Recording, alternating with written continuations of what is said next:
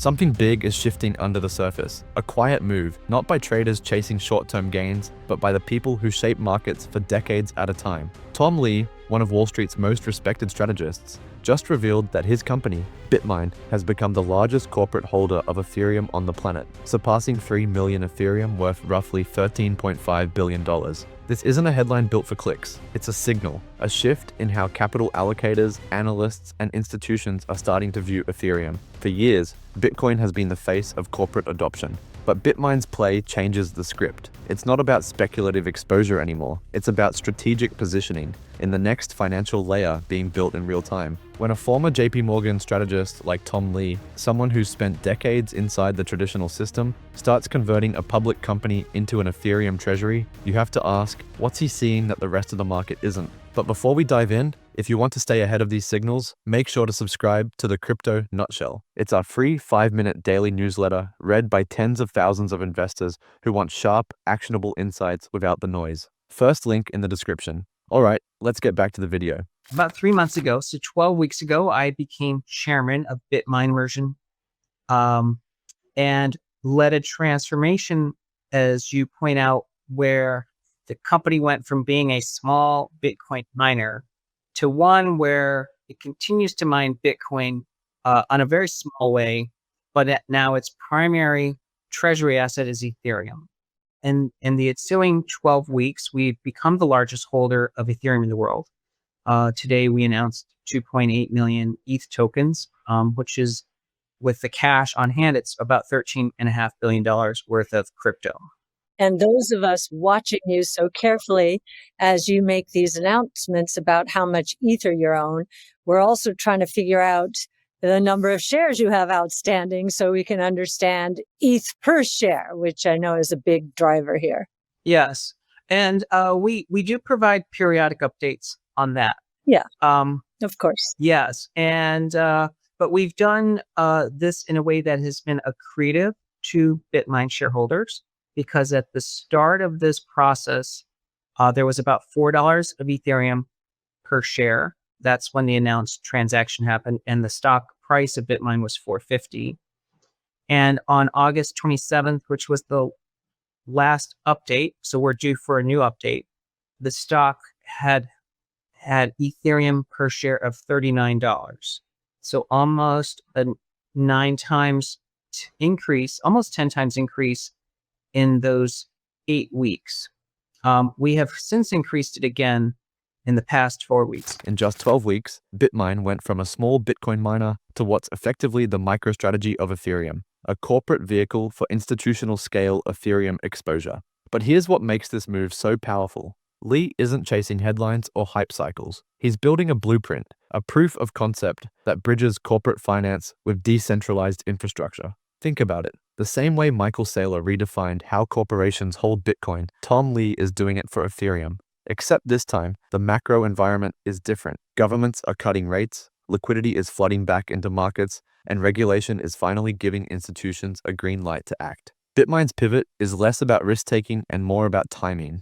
Because when the tide of liquidity turns, when capital starts looking for growth and yield, Ethereum sits at the intersection of both. And that brings us to the second big piece of Tom's thesis, the one he calls Ethereum's ChatGPT moment.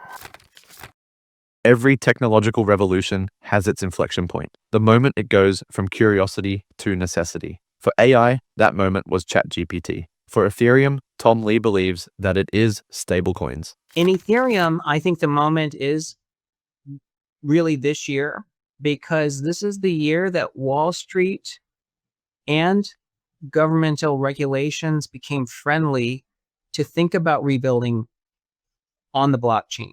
And part one, of course, was the stablecoins, and stablecoins have really been the breakout hit in crypto.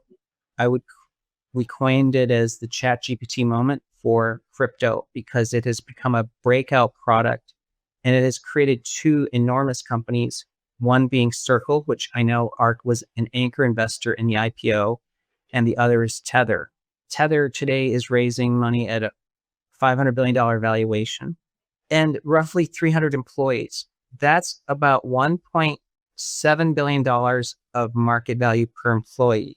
Yeah, we featured that. We featured that, Tom, in last year's Big Ideas because we said, oh my goodness, at the time it had 180 employees. We said, there's never been anything like this before.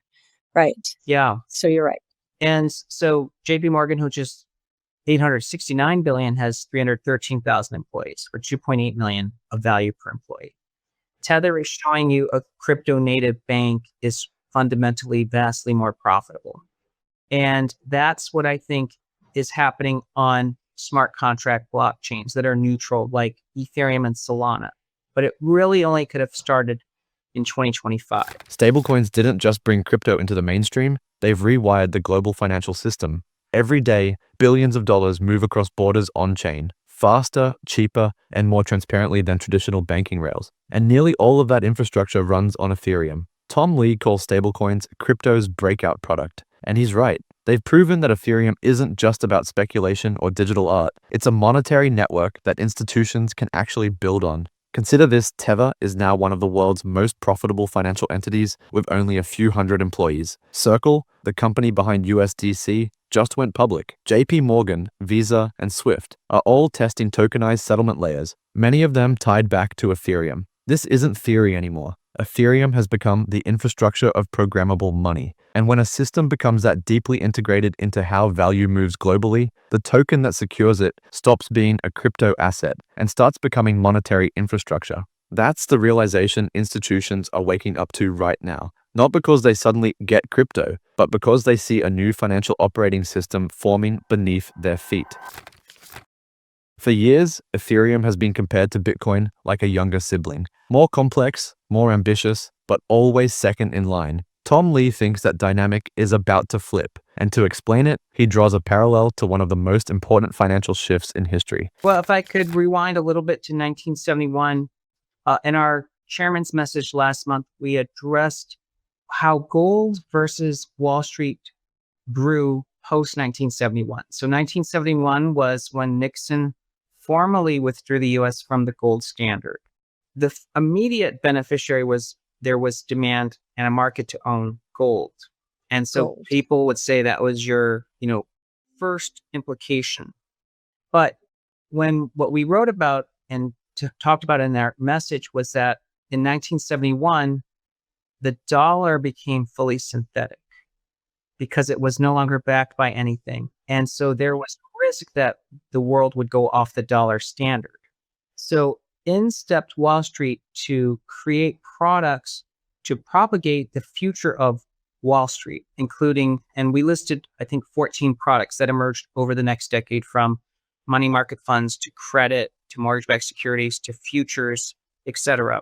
And dollar dominance by the end of that period went from 27% of GDP terms, but to 57% of central bank reserves and 80% of financial transaction quotes. So Wall Street was created products that made the dollar dominant, and the market cap of equities today is 40 trillion compared to 2 trillion for gold. So in other words, gold is 5% of all available assets.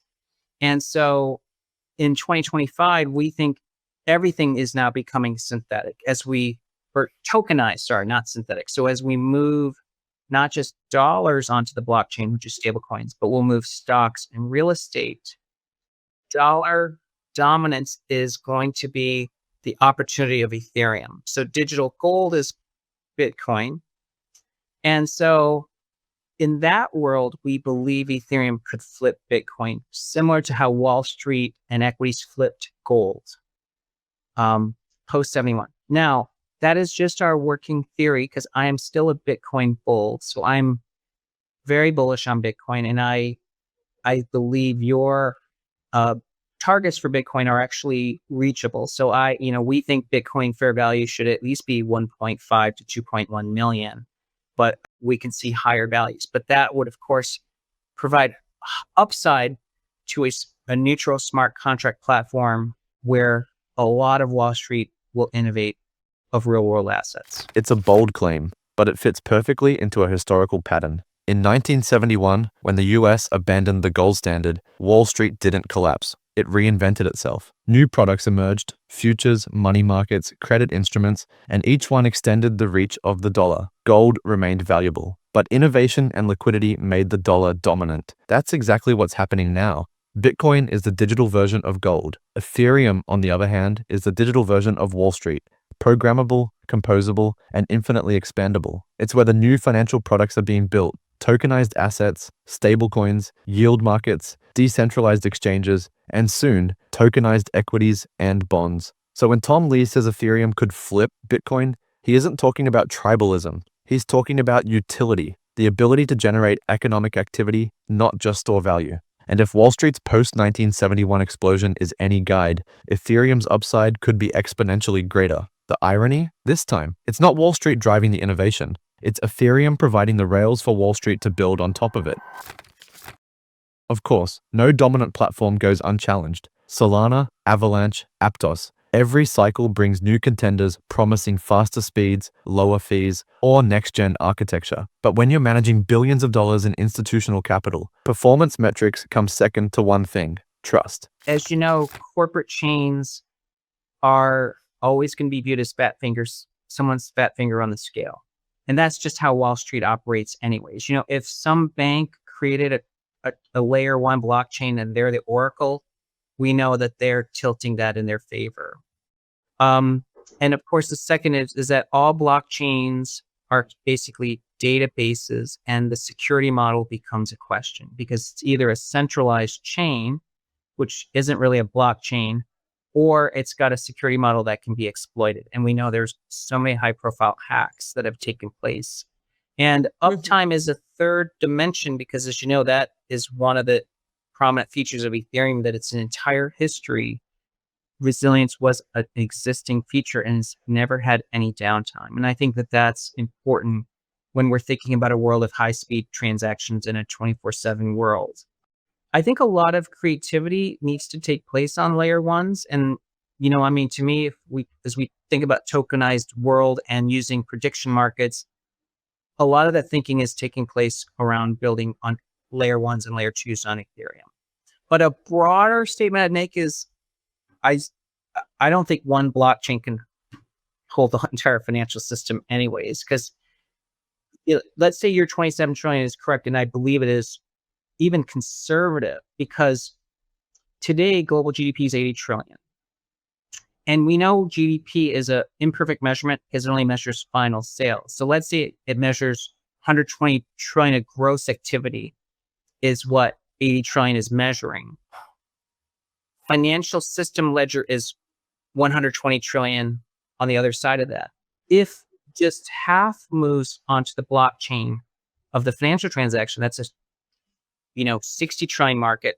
Plus, we know that as you tokenize loyalty and IP, things that are GDP measurements but not financial markets, that's also on the blockchain. So maybe the total, what's ends up on the blockchain is 60 plus 20, 80 trillion market versus your 27 trillion.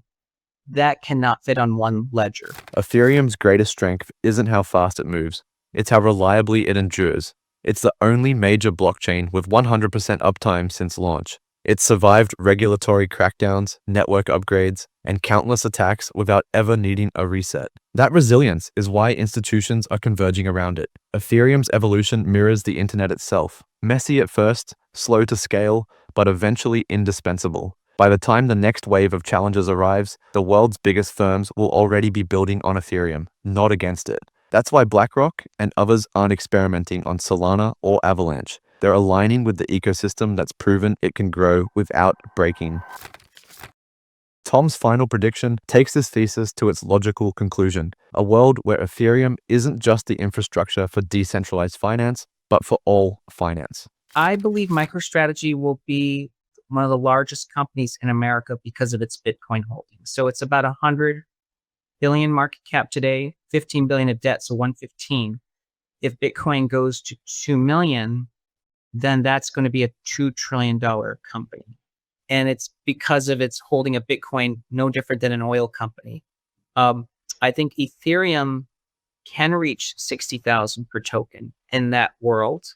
And that would proportionally benefit the DATs because Ethereum's around 4,500 today. So a 15 times increase plus the NAV expansion. So there would be a lot of upside in the existing Ethereum treasury stocks in that world, and many would become multiple hundreds of billions of dollars of market cap. Digital asset treasuries are how that vision becomes reality. Just as MicroStrategy turned Bitcoin into a corporate reserve asset, DATs are turning Ethereum into the backbone of institutional portfolios.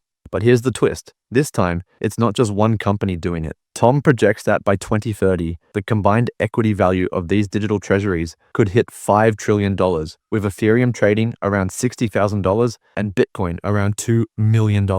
That scale would make Ethereum the settlement layer for a tokenized global economy, where every asset, from real estate to stocks to debt, exists as programmable value. And it fits perfectly into the macro environment we're already seeing. Global liquidity is rising again. The dollar is weakening.